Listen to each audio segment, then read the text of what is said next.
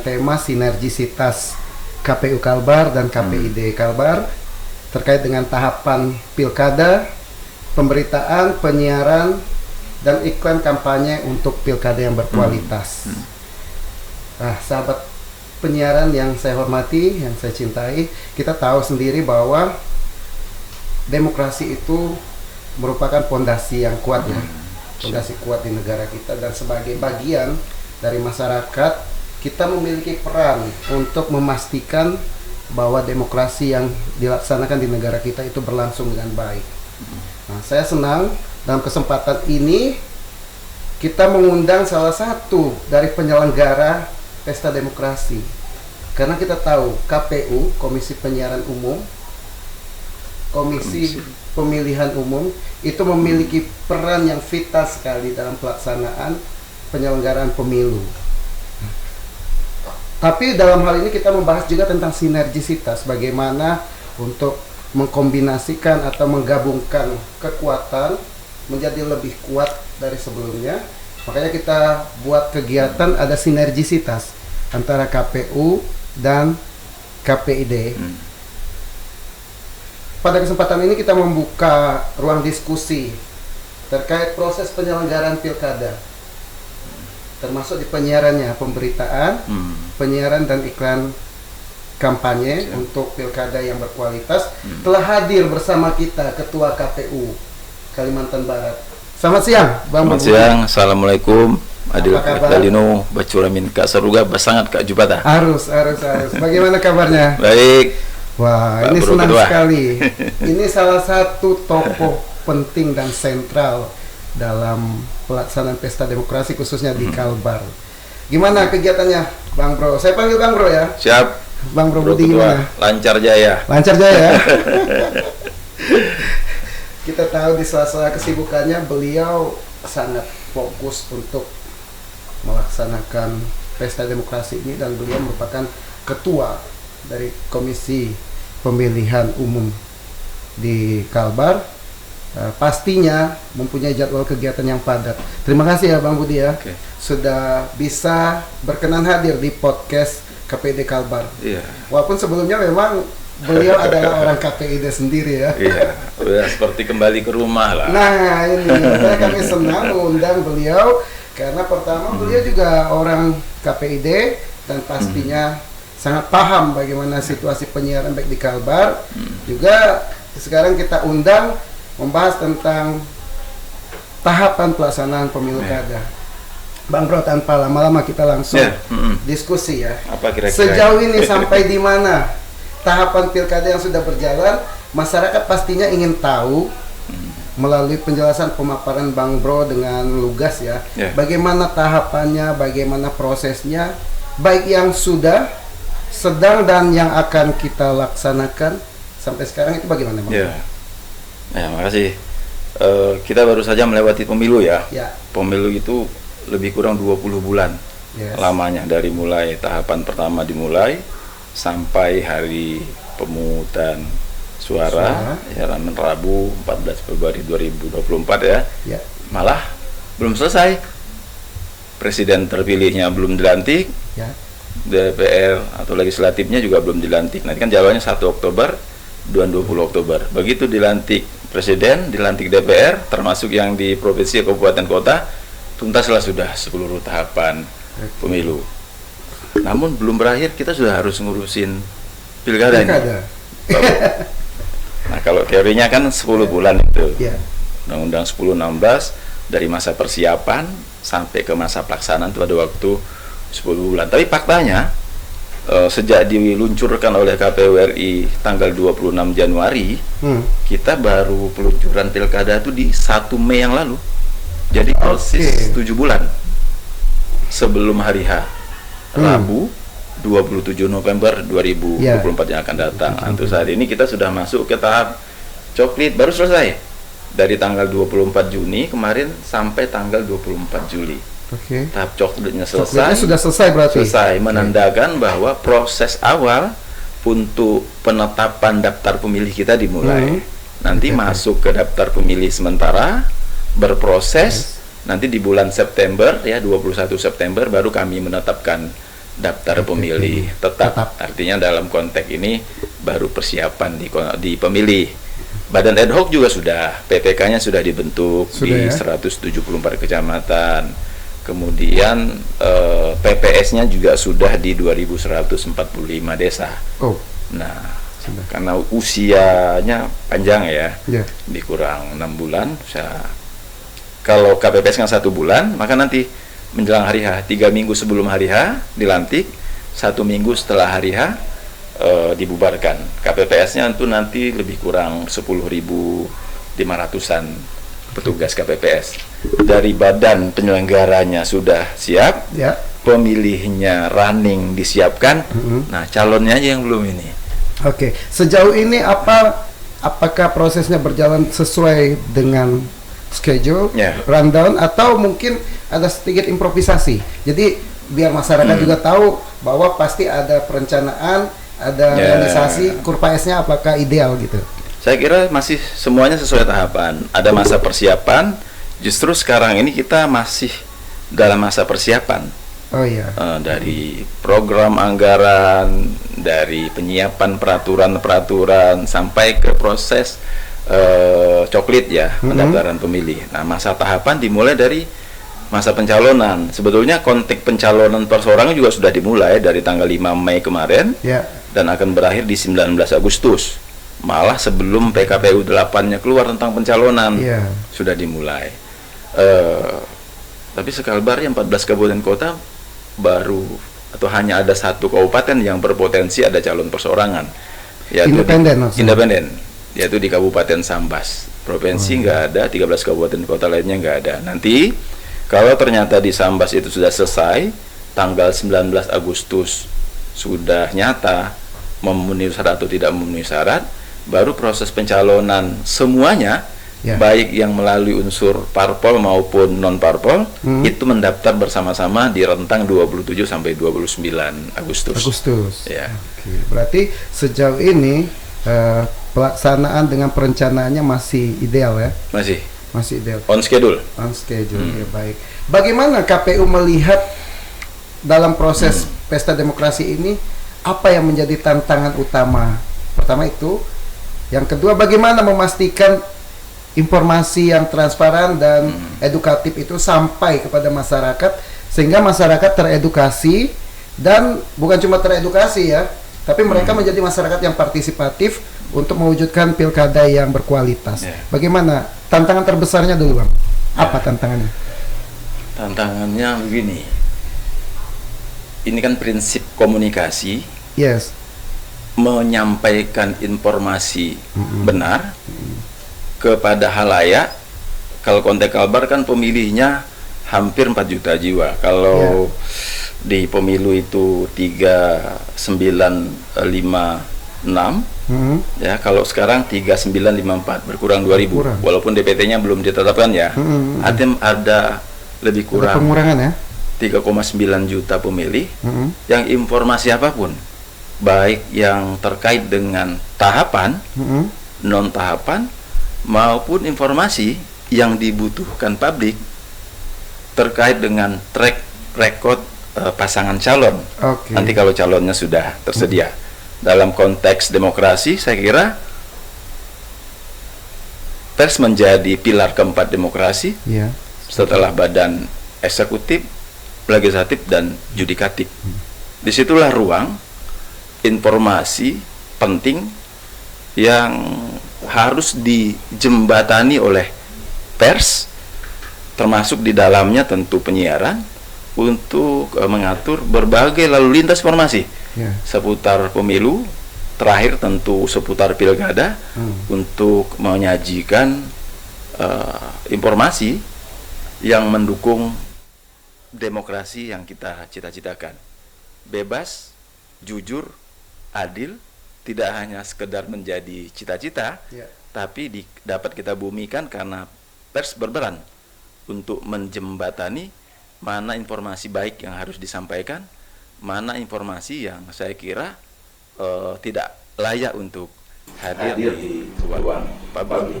Artinya memang sudah ada langkah-langkah ya, preventif maupun strategis. Yang ingin saya tanyakan tentunya dalam pelaksanaan sebuah pesta demokrasi, apalagi gaungnya besar ya, pastinya ada seperti analisa SWOT ya, pasti ada hambatan, tantangan. Nah, yang tantangan terbesar khususnya di Kalbar, kira-kira apa Bang? Apakah mungkin polarisasi, SARA, atau mungkin isu-isu yang lain? Kira-kira tantangan terbesar kita untuk di Kalbar apa? Kalau sekarang kan justru tantangan terbesarnya adalah kepercayaan publik terhadap penyelenggara. Oh, khususnya ke KPU, KPU dan Bawaslu ya.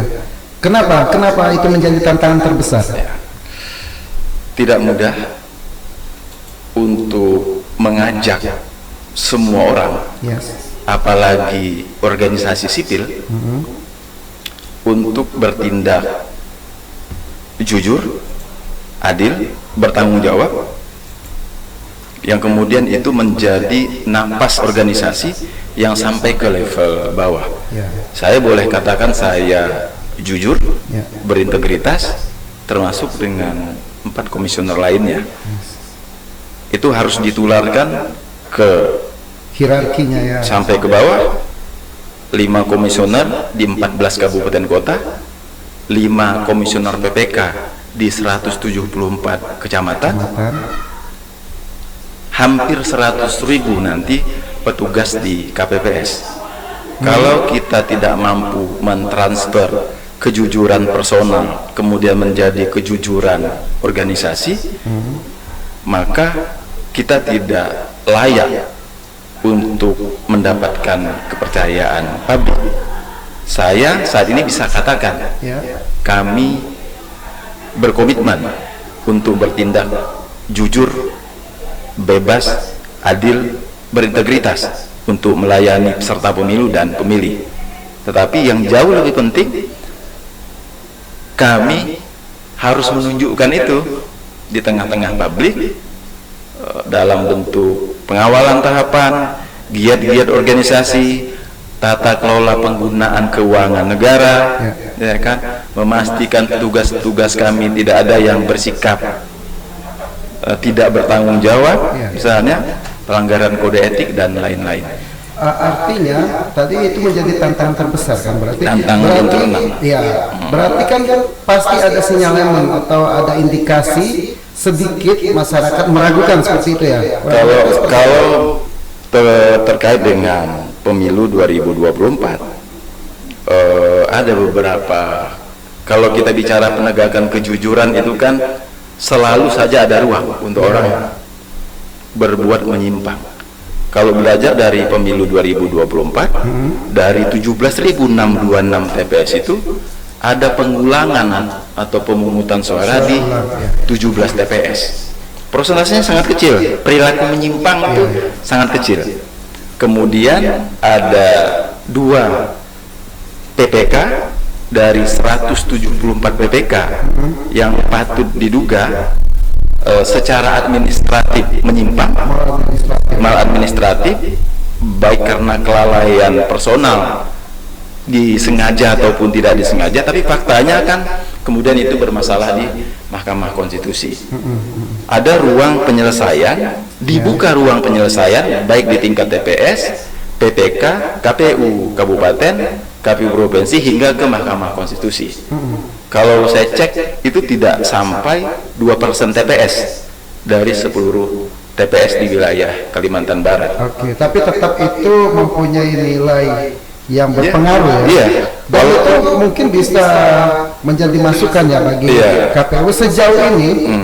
Bagaimana respon masyarakat terhadap tindak lanjut dari yang terindikasi pelanggaran tadi itu? Bagaimana? Karena kita organisasi yang sangat terbuka.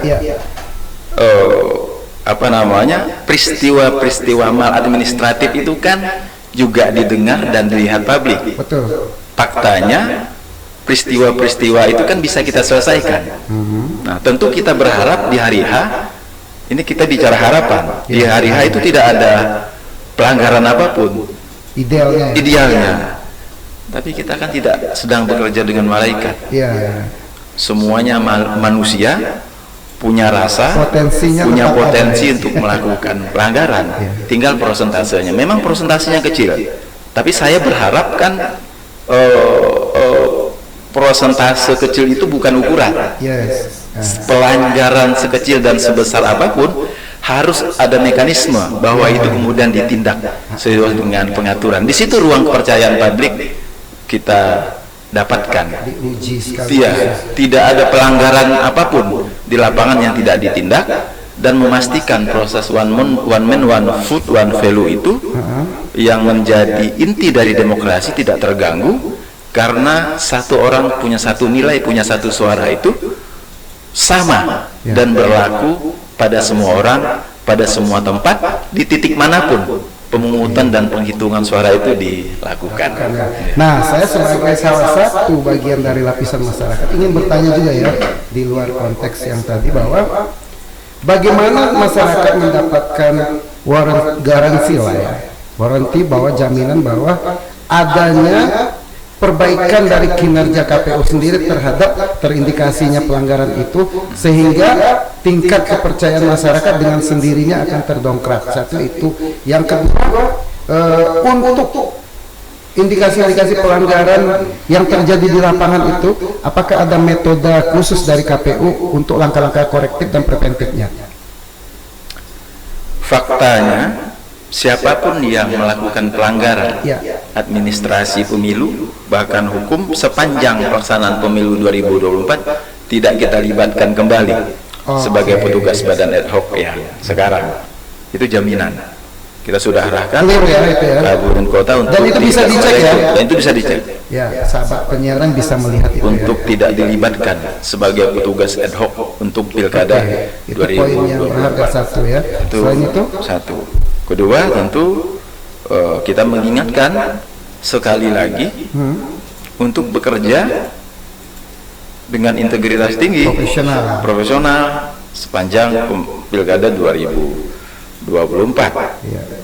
Kita berharap orang yang direkrut dengan pengawasan optimum publik, bukan hanya pengawasan resmi Bawaslu ya, tentu dengan pengawasan masyarakat, dengan disorot media setiap hari.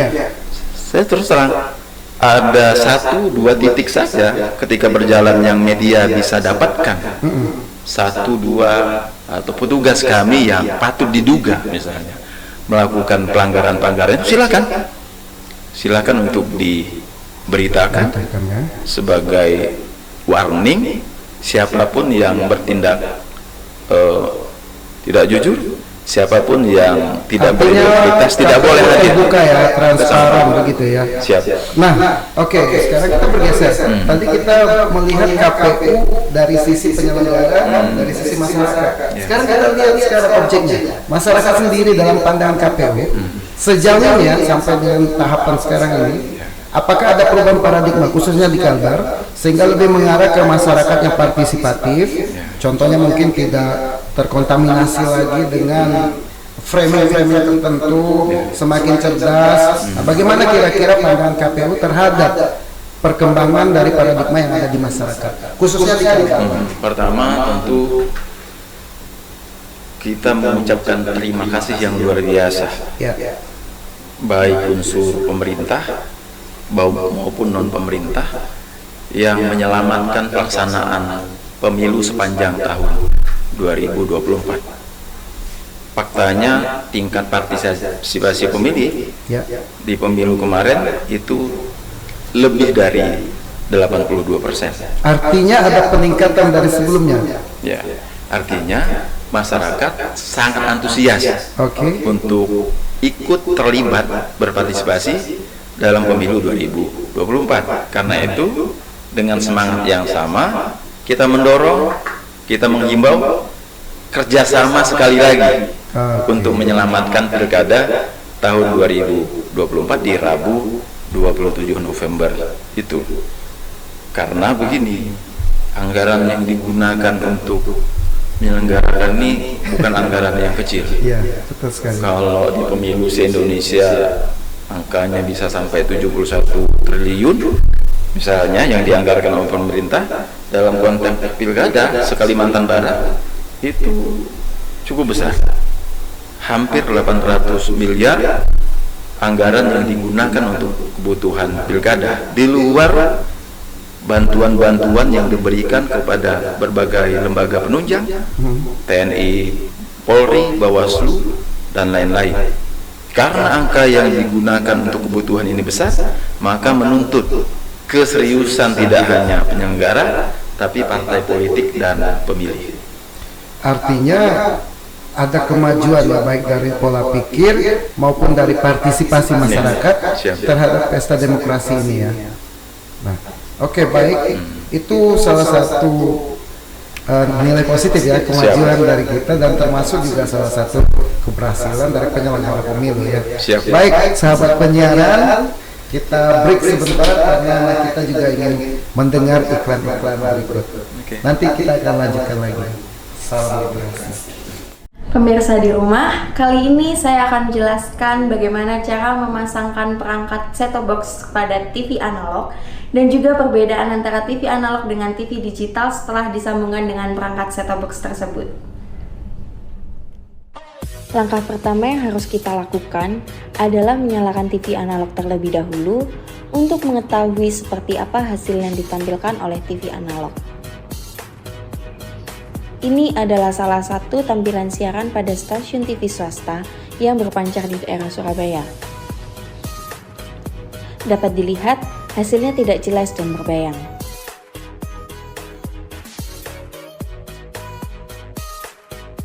Selanjutnya, untuk merubah ke siaran TV digital yaitu dengan menyambungkan perangkat set-top box ke TV analog. Langkah-langkahnya sebagai berikut. Pertama, kita pindahkan kabel antena dari TV ke set-top box.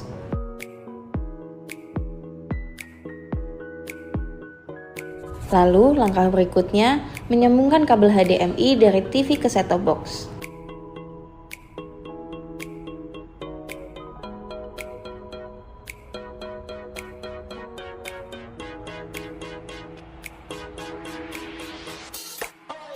Untuk TV yang tidak support kabel HDMI, dapat menggunakan kabel berjenis AV.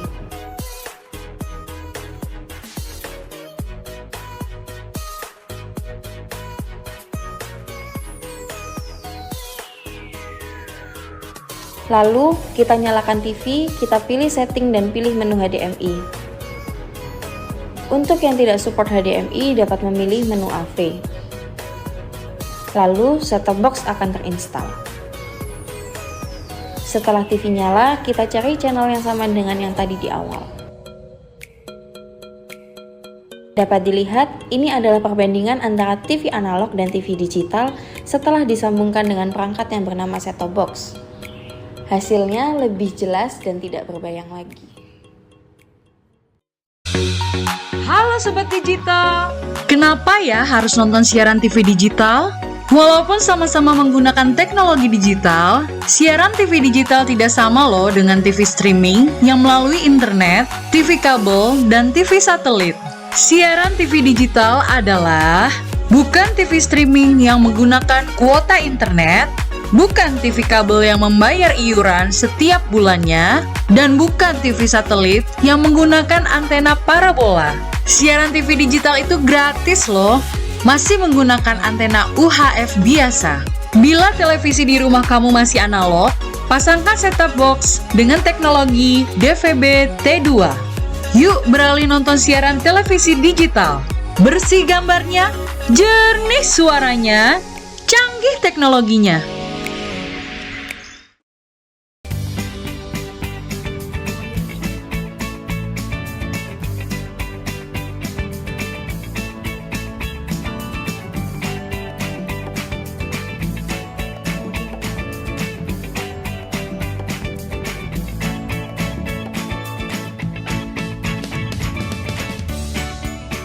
Gimana?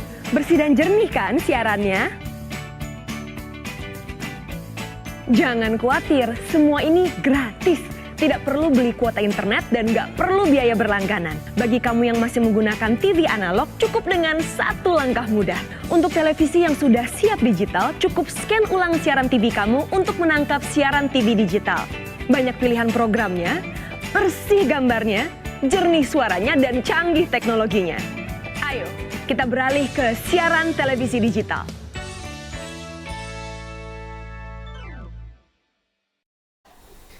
Sahabat penyiaran, kita kembali lagi dalam podcast kita kali ini, KPD Kalbar Podcast.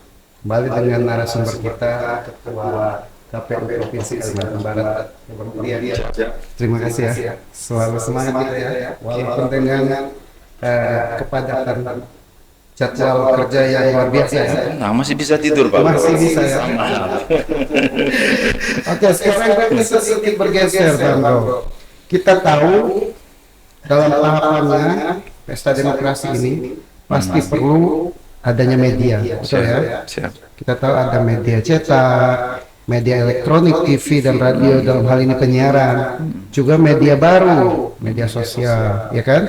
Nah, bagaimana KPU pertama melihat peran fungsi penyiaran itu seperti apa dalam kaitannya dengan penyelenggaraan pesta demokrasi itu? Satu itu. Yang kedua, apa langkah-langkah strategis dari KPU untuk bisa bersinergi dengan penyiaran? Apakah itu mungkin ke televisi, radio maupun ke media cetak? Kira-kira apa yang langkah-langkah yang diambil KPU? Silakan, Pak Bro. Karena media adalah jembatan komunikasi dua arah ke berbagai pihak, kami tidak mungkin dapat bekerja sendiri tanpa bantuan media. Iya, benar. Kami tidak perlu diangkat apa yang kami kerjakan, tapi kami perlu diangkat apa tahapan-tahapan penting yang sedang kami kerjakan. Iya. Konteksnya kan ke sana. Informasi seputar pilkada, informasi tahapan pilkada. Kalau saya siapa nggak penting. Ya. Nah, itulah makanya tanpa media tidak mungkin kami bisa menjangkau para pihak. Itu sangat kami sadari. Artinya sangat vital ya. Sangat vital peran media untuk mendorong berbagai pihak sejalan pandangan, pikiran, tindakan dengan apa yang sekarang sedang KPU siapkan. Kalau memang kita dalam konteks tujuan KPU ingin menyelenggarakan pilkada, kedaulatan rakyat harus dihadirkan, menghadirkan pemimpin yang berkualitas, maka kita harus mendorong partisipasi publik yang seluas-luasnya. Diberikan ruang ya. Diberikan ruang yang seluas-luasnya. Kami harus mendapatkan potret yang baik apa yang kami kerjakan dalam rangka mendapatkan kepercayaan publik.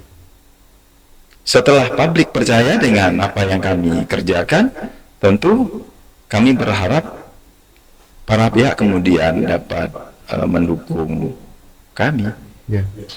Contoh, pemerintah daerah menyediakan anggaran yang cukup, kalaupun tidak cukup besar, yaitu setidak-tidaknya kegiatan-kegiatan rutin organisasi itu bisa berjalan sampai hari H. Kami sedang merancang kegiatan-kegiatan yang memungkinkan untuk pelibatan media massa, baik yang bersifat wajib maupun yang tidak. Contoh, debat kampanye pasangan calon itu sesuatu kegiatan yang harus melibatkan teman-teman penyiaran. Ada lebih kurang, kalau satu kabupaten itu nanti menyelenggarakan satu debat saja, kalau di provinsi 3 artinya akan ada 17 debat pasangan calon, dan semua itu membutuhkan media. Nah, kita kan tahu ya bahwa memang fungsi media fungsi penyiaran itu vital ya. Karena di situ ada sosialisasi, nanti ada kampanye. Nah, media atau penyiaran itu memberikan informasi yang sifatnya memberikan pendidikan politik kepada masyarakat sehingga masyarakat teredukasi. Saat masyarakat teredukasi, informasi apapun yang masuk, maka mereka akan punya filter dan bisa memilah kan. Jadilah masyarakat partisipatif, dengan demikian kan pemilu maupun pilkada bisa berkualitas. Nah, yang jadi sorotan dalam akhir-akhir waktu ini, terutama teman-teman di lembaga penyiaran adalah bagaimana langkah-langkah strategi dari rekan-rekan sahabat-sahabat kita dari KPU terkait dengan sinergisitas untuk misalnya terkait dengan tahapan pemberitaan, apakah ada pola-pola tertentu dalam informasi edukasi ke masyarakat atau seperti apa sinergisitas dengan medianya, KPU-nya sendiri selaku penyelenggara pers atau media di luar konteks kerjasama profesionalnya dengan KPU tentu punya kewajiban untuk memberitakan apapun hal-hal penting yang ada di tengah-tengah masyarakat. Sejauh kami bisa fasilitasi kegiatan-kegiatan yang berkaitan dengan kerjasama dengan media dan tersedia anggarannya misalnya, tentu kami akan coba lakukan sinergisitas program dalam konteks pemberitaan, iklan maupun penyiaran kampanye. Dan nanti kan 14 hari terakhir sebelum masa tenang, ruang itu memang sudah diberi oleh undang-undang, sudah diatur, harus dibiayai oleh KPU, disediakan waktunya, termasuk jumlah spot iklannya misalnya itu juga sudah diatur. Tinggal nanti media-media mana yang menurut KPU punya daya dukung yang bagus untuk menyiarkan itu di ruang publik. Kalau kami tidak bisa beri ruang di 10 lembaga karena tidak tersedia banyak anggaran yang disediakan oleh pemerintah daerah, tapi kami wajib setidak-tidaknya satu media untuk mengakomodasi seluruh giat dalam satu putaran yang kami berharap dapat bekerja sama dengan media-media lainnya. Kalau ada 3 putaran, boleh jadi akan lebih dari satu media yang terlibat, mana media-media yang mungkin punya jangkauan spesial secara lembaga tunggal, kemudian juga bisa bekerja sama dengan berbagai model pemberitaan baik di media sosial, media online semuanya juga bisa ikut terlibat dengan model kerjasama yang memungkinkan. Semuanya juga sedang kita rancang, mana ruang dengan angka yang minimalis, tapi kita bisa menjangkau publik yang seluas-luasnya dengan bantuan teman-teman media massa. Oke, sangat baik sekali ya. Ada tidak skala prioritas atau perimbangan atau porsi? Kan kita tahu media itu minimal ada 3 ya, media cetak, media elektronik, dan media baru. Nah, apakah ada mungkin secara regulasi ada standar tertentu yang membuat skala prioritas di media tertentu atau sama saja? Pertama itu. Yang kedua, pola dari pembagian kue ini tadi juga dipertanyakan sama rekan-rekan lembaga penyiaran khususnya. Bagaimana prosedur tata kelolanya sehingga memperoleh hak atau bisa jadi mitra atau bisa bekerja sama. Itu bagaimana, Bang Bro? Sebetulnya KPU tidak berada pada posisi bagi-bagi kuenya ya. KPU hanya berada pada posisi bahwa misi KPU itu sampai ke ruang publik masyarakat itu, bahwa kemudian ada potret kerjasama profesional di dalamnya. Kami akan coba guidance-nya. Kalaupun teman-teman media ingin melibatkan diri, ya silahkan menawarkan programnya. Ya silahkan disampaikan ke KPU provinsi. Kurang lebih proposal begitu? Ya, semacam proposal begitu ke siapa pun, semuanya ya, tanpa terkecuali. Karena kita kan ini lihat oleh halayak, oleh sahabat penyiaran, jadi sekaligus silakan informasi kan seperti itu. Semoga ada ruang yang saya kira memungkinkan untuk terlibat baik dalam konteks pemberitaan maupun iklan ya. Demikian juga di program-program sosialisasi. Saya tidak melibatkan diri dalam urusan bagi-bagi kuenya, tapi saya melibatkan diri untuk memastikan tujuan-tujuan atau informasi-informasi itu harus sampai ke ruang publik dengan kriteria media yang jangkauannya sesuai dengan jangkauan siarnya, misalnya untuk di penyiaran dengan angka-angka yang saya kira efisien. Demikian juga lembaga-lembaga yang basisnya bukan penyiaran dengan potret-potret sosialisasi dalam bentuk yang lain. Nah itu yang ingin kita gali dan bedah di situ. Dari media yang berbeda ini tentunya ada spesifikasi yang berbeda ya. Daya jangkau, daya siar ya kan. Nah, apakah dari penyelenggara sendiri ada skala prioritas? Khususnya misalnya di tahapan lebih mengarah ke media cetak. Di iklan kampanye mungkin saat debat, saat jajak pendapat itu di media elektronik. Ada tidak klasifikasi seperti itu atau skala prioritasnya atau sama saja? Sama aja sih Pak Bro. Sama ya? Semua diperlakukan sama kecuali yang diatur khusus. Kalau debat kan memang harus di lembaga penyiaran ya. Kalau di luar debat kan siapapun bisa. Baik yang karena kerja profesional media massa dan media elektronik maupun yang sifat kegiatannya kerjasama profesional. Artinya diberikan ruang yang sama dan potensinya ya. Jadi teman-teman baik dari media cetak, media elektronik maupun media baru ya tidak usah khawatir ya, sepanjang memang itu tersedia dan berlaku kerjasama profesional itu bisa dilakukan. Karena angka kita ini tidak terbatas ya. Semuanya serba terbatas. Ada limitnya. Ada limitnya. Baik, sekarang kita mau lebih spesifik. Bagaimana peraturan KPU terhadap iklan kampanye baik di media massa maupun media elektronik maupun di media baru? Apakah ada aturan-aturan rigid yang mungkin perlu para sahabat penyiaran ketahui secara khusus? Boleh disampaikan?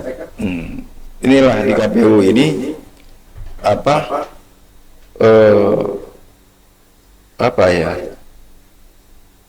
tidak semua peraturan itu siap pada waktunya. Peraturan itu akan siap pada waktunya, tapi untuk saat ini baru menyangkut coklit, daftaran pemilih ya, PKPU tentang pencalonan sudah, PKPU soal kampanye belum.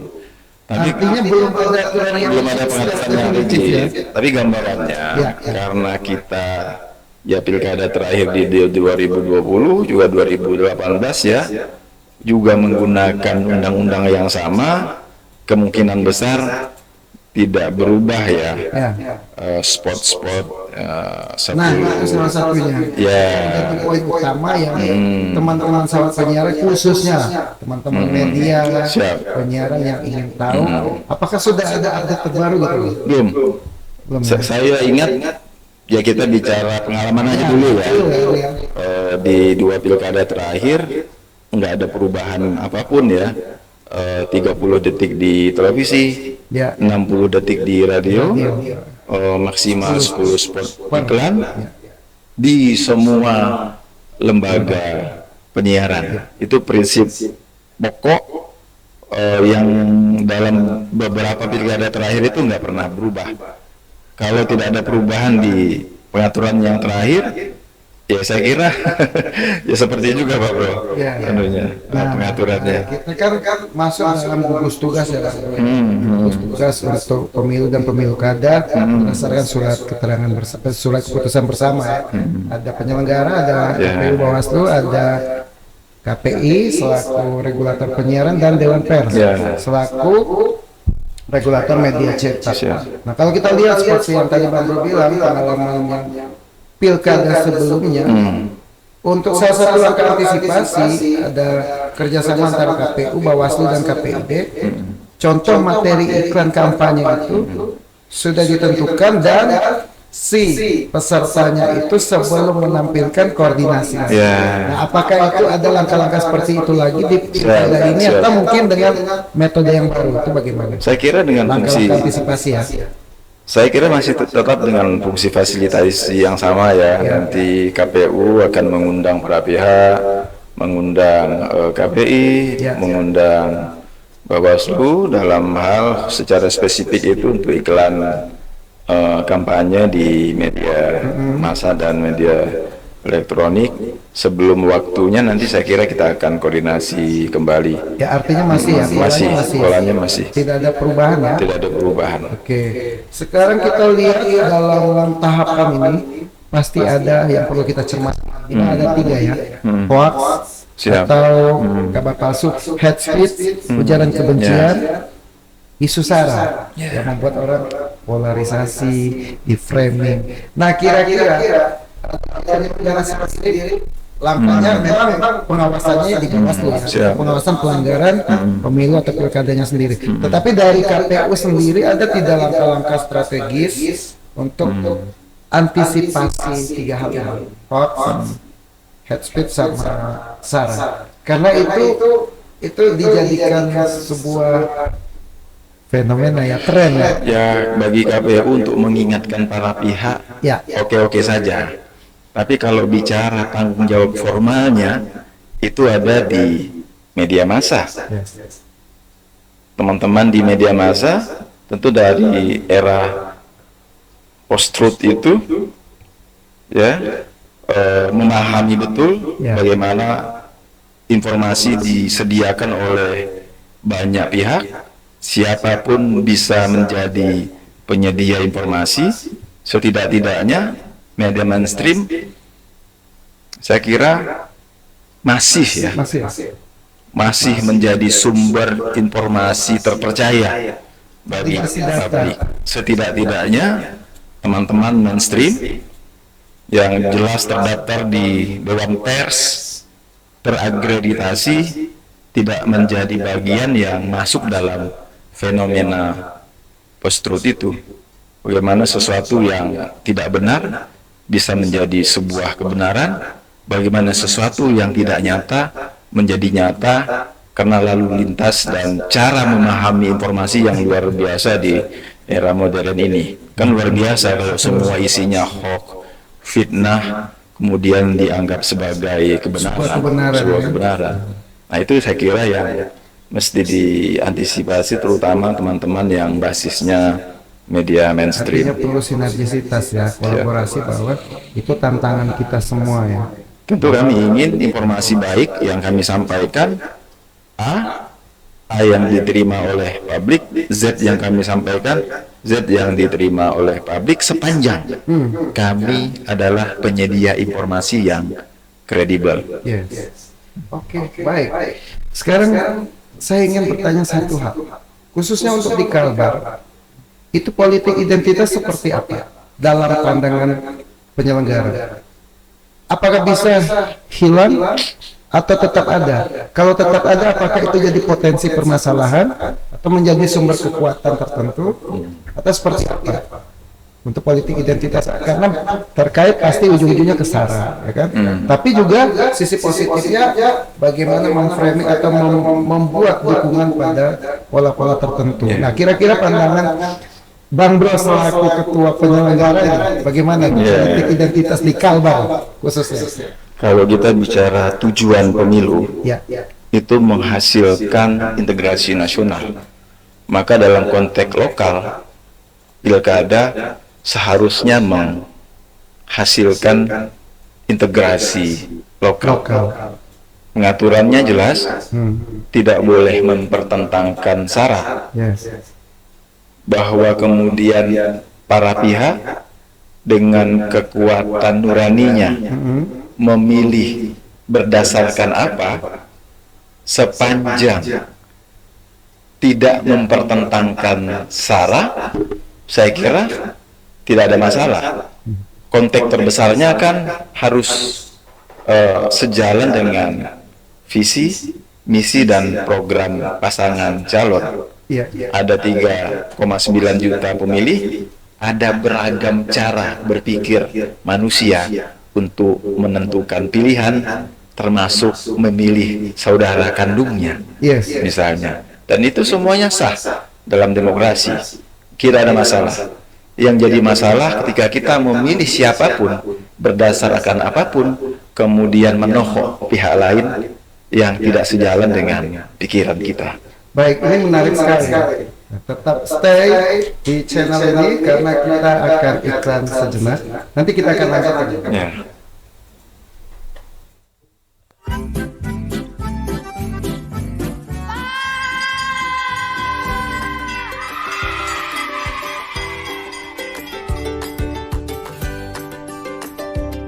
Bapak udah betulkan ke TV ini? Ini lagi Bapak betulkan.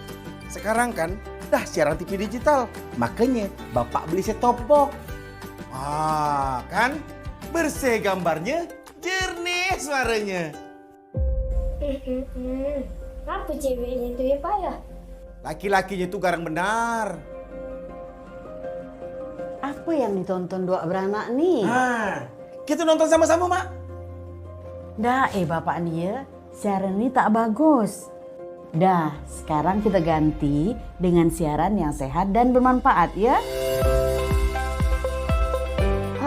Iya ya Maya, bagus kami nonton ini ya. Jika temukan tayangan yang tidak pantas, laporkan.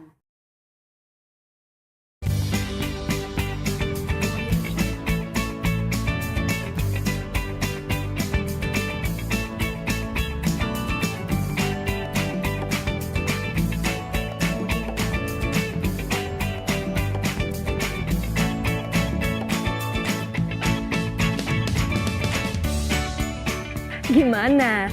Bersih dan jernih kan siarannya? Jangan khawatir, semua ini gratis. Tidak perlu beli kuota internet dan nggak perlu biaya berlangganan. Bagi kamu yang masih menggunakan TV analog, cukup dengan satu langkah mudah.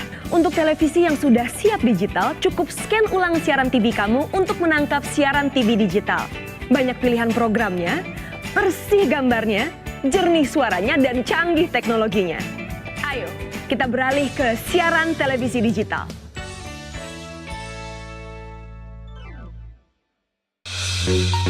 Halo Sobat Digital, kenapa ya harus nonton siaran TV digital?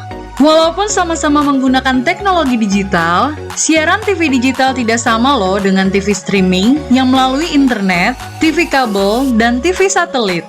Siaran TV digital adalah bukan TV streaming yang menggunakan kuota internet, bukan TV kabel yang membayar iuran setiap bulannya, dan bukan TV satelit yang menggunakan antena parabola. Siaran TV digital itu gratis loh, masih menggunakan antena UHF biasa. Bila televisi di rumah kamu masih analog, pasangkan set-top box dengan teknologi DVB T2. Yuk beralih nonton siaran televisi digital. Bersih gambarnya, jernih suaranya, canggih teknologinya. Sahabat penyiaran, kembali lagi dalam KPID Kalbar Podcast. Masih tetap bersama yang keren ini, Bang Budi. Tetap masih semangat ya. Siap, Profesor. Nanti kita bicara tentang politik identitas. Kalbar kan punya catatan kelam ya Bang ya, dalam hal perselisihan kan. Nah, kalau pandangan Abang selaku ketua KPU sekarang, kalau sekarang masih ada tidak potensi-potensi mengarah ke hal-hal seperti itu, atau sudah normal, udah baik, udah kondusif sekali? Kira-kira bagaimana dengan kondisi yang sekarang? Peradaban politik kan sedang bergerak, masih mengenal kita transisi demokrasi, tapi sejauh perjalanan kebangsaan kita, periodisasi perjalanan pemilu 5 tahunan itu terus berjalan dan sejauh ini selalu berlangsung sukses, aman, damai, baik melahirkan pemimpinan di tingkat nasional maupun di tingkat daerah. Basisnya adalah kepercayaan publik dan kepercayaan orang per orang ketika menentukan pilihannya. Dalam konteks yang besar, seseorang atau pasangan calon menawarkan visi, misi, program yang layak dipercayai. Visi, misi, program yang layak dipercayai itu juga sejauh mana seseorang yang menjanjikan itu layak untuk dipercayai, apapun latar belakang agama, kebudayaan, dan preferensi politik lainnya. Orang boleh memilih dengan preferensi politik apapun, sepanjang tidak mendiskreditkan kelompok lain dengan cara pandang yang berbeda dengan kita. Nah, ini menarik bahwa kadang-kadang masyarakat itu disajikan dengan berbagai pilihan, ya kan? Dengan berbagai preferensi pilihan, termasuk di situ ada belongingnya, ada kaitan keluarga, sepupu, kepentingan dan lain-lain. Selaku ketua penyelenggara, selaku ketua KPU, abang punya tips dan trik nggak yang paling simpel bagi masyarakat? Bagaimana sih menjadi pemilih yang cerdas? Bagaimana sih bisa benar-benar menghargai suara saya itu, benar-benar menghasilkan pilkada yang berkualitas? Apa tipsnya? Yang simpel saja masyarakat bagi sahabat penyiaran. Yang saya kira begini, orang, organisasi, kelompok, baik basisnya olahraga apapun, itu punya catatan. Track record gitu ya. Kalau Anda merasa yakin dengan janjinya, silakan. Anda bisa pilih. Kalau Anda merasa kurang yakin dengan janjinya, periksa track record pelayanan publiknya 5, 10, 15 tahun terakhir, termasuk cara pergaulannya. Kalau kita, karena ini kaitannya dengan rasa saling percaya, tidak mudah kita mempercayai seseorang. Tidak mudah kita untuk memiliki trust yang cukup dari seseorang hanya dengan satu pernyataan. Kalau kita mampu mencek itu, apakah dia hoax, apakah dia nyata, apakah sajian program itu layak dipercayai, dan orang yang menyajikannya juga menurut Anda kredibel, maka para pihak itu layak untuk Anda yakini menyelamatkan urusan-urusan publik Anda, karena pemimpin tidak mengurus hal-hal pribadi Anda, tapi menyangkut apa kepentingan umum yang dihadirkan. Kalau Anda percaya, silakan. Tentu bagi KPU, semua partai politik sekarang sedang bekerja. Siapapun yang dihadirkan oleh partai politik dan gabungan partai politik itu adalah yang terbaik, menu kepemimpinan terbaik yang dihadirkan di wilayah Kalimantan Barat, baik di provinsi, kota maupun di kabupaten. Tinggal Anda pilih, apakah Anda ingin makan anggur atau Anda ingin makan apel. Nah, itu dia. Artinya secara sederhana, kenali, cek, recheck, dan trace track recordnya ya, sehingga kita tahu seperti apa bakal calon pimpinan kita itu. Kurang lebih seperti itu. Baik, pertanyaan terakhir sebelum closing statement. Bagaimana harapan termasuk ide-ide dan pola pikir atau ide kreatif abang terhadap fungsi dan peran penyiaran media dalam membentuk opini publik yang mencerdaskan, khususnya menuju pilkada yang berkualitas, dan sekaligus apa langkah-langkah ke depannya untuk sinergisitas? Silakan. Saya yakin dan percaya teman-teman media di Kalbar baik berbasis cetak, elektronik maupun online, bertindak baik dalam konteks lembaga maupun personal itu semakin profesional. Tanggung jawab profesionalisme itu ditujukan di potret pemberitaan, iklan dan penyiaran, apapun medium, apapun yang ingin diberitakan, baik urusan politik maupun urusan non politik. Oleh karena itu kami ingin mengajak teman-teman media untuk menampilkan berita baik, menampilkan aktor baik yang menunjukkan bahwa peradaban politik kita sebanding dan setara dengan peradaban penyajian informasi publiknya, agar setiap orang, siapapun dapat menu informasi yang baik. Tapi kalau kita keliru memilih siapa yang harus Anda beri ruang, ada tokoh-tokoh yang merepresentasikan kebaikan, ada para pihak yang merepresentasikan keburukan. Wajar, karena kita hidup di dunia tidak bertindak sebagaimana malaikat. Kalau Anda secara proporsional memberitakan apa yang layak untuk dikabarkan, maka saya yakin kita akan dapat menciptakan pilkada yang teduh, sekaligus dinamis, mencerdaskan, dan terbukti nanti dapat menghasilkan pemimpin yang berkualitas.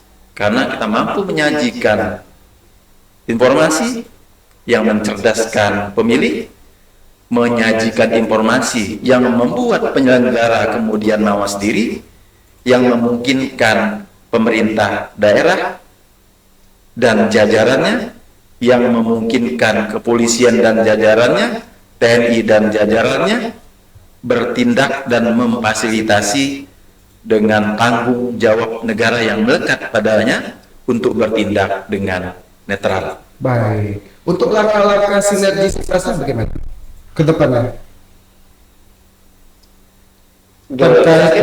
Pertemuan-pertemuan dengan pemerintah daerah, oke, rutin kita lakukan, forum-forumnya kita sediakan, forum-forum pertemuan dengan media massa juga, baik salah satunya untuk media gathering, sosialisasi, pertemuan-pertemuan yang saya kira tahapan-tahapan di kita ini selalu kita pemaparan cenderung kita mengundang teman-teman media untuk ikut memberitakan setiap tahapan sampai nanti Rabu 27 November 2024 hari H itu kita laksanakan.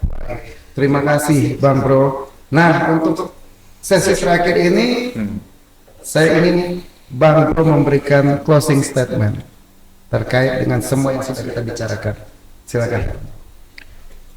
Untuk pertama, saya berterima kasih atas kerja-kerja Komisi Penyiaran Indonesia Kalimantan Barat yang telah mengawal dengan baik potret lalu lintas informasi di badan-badan atau lembaga-lembaga penyiaran di Kalimantan Barat, baik radio maupun televisi, bekerja sama dengan media-media lainnya. Karena itu mari kita jaga bersama-sama kondusivitas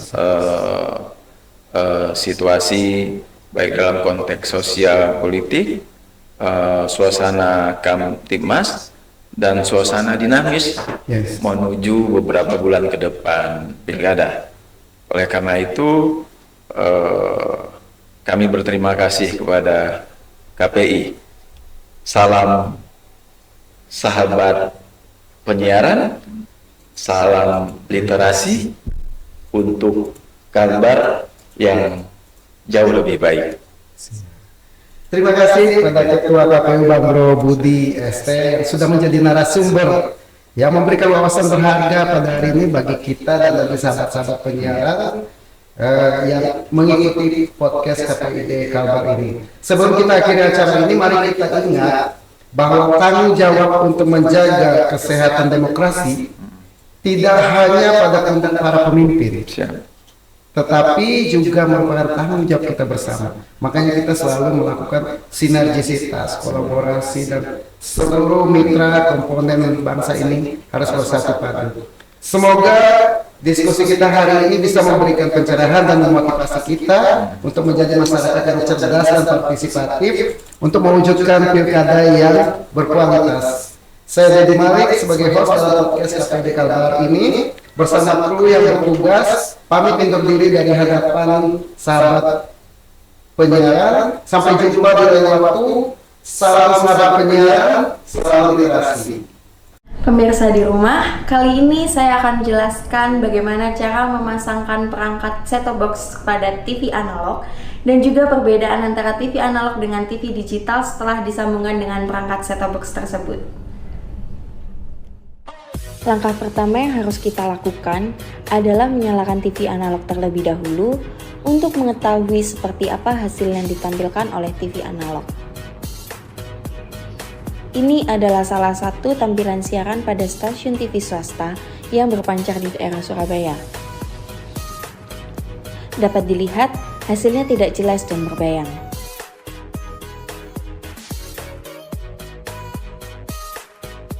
Selanjutnya, untuk merubah ke siaran TV digital yaitu dengan menyambungkan perangkat set-top box ke TV analog. Langkah-langkahnya sebagai berikut. Pertama, kita pindahkan kabel antena dari TV ke set-top box.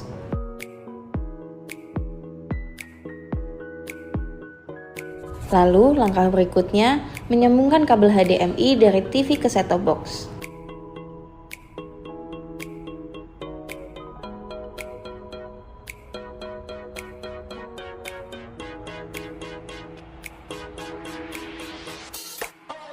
Untuk TV yang tidak support kabel HDMI, dapat menggunakan kabel berjenis AV.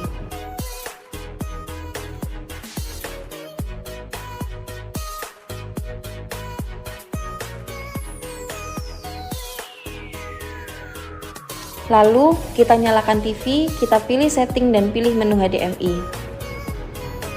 Untuk yang tidak support HDMI, dapat memilih menu AV.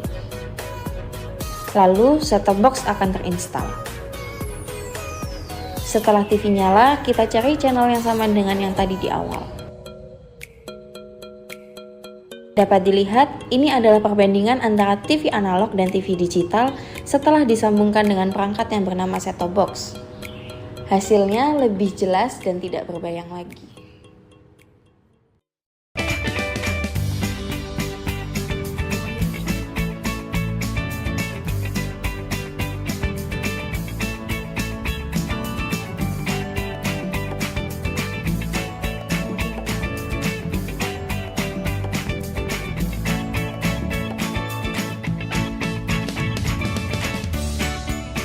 Gimana? Bersih dan jernih kan siarannya? Jangan khawatir, semua ini gratis. Tidak perlu beli kuota internet dan nggak perlu biaya berlangganan. Bagi kamu yang masih menggunakan TV analog, cukup dengan satu langkah mudah. Untuk televisi yang sudah siap digital, cukup scan ulang siaran TV kamu untuk menangkap siaran TV digital. Banyak pilihan programnya, bersih gambarnya, jernih suaranya, dan canggih teknologinya. Ayo, kita beralih ke siaran televisi digital.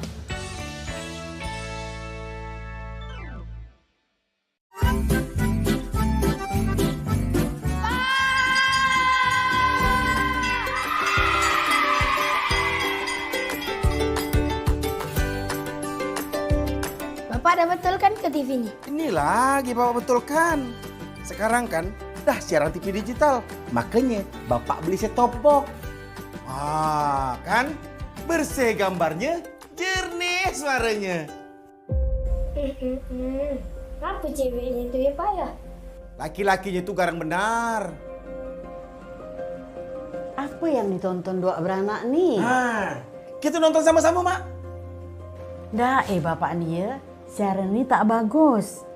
Dah, sekarang kita ganti dengan siaran yang sehat dan bermanfaat ya.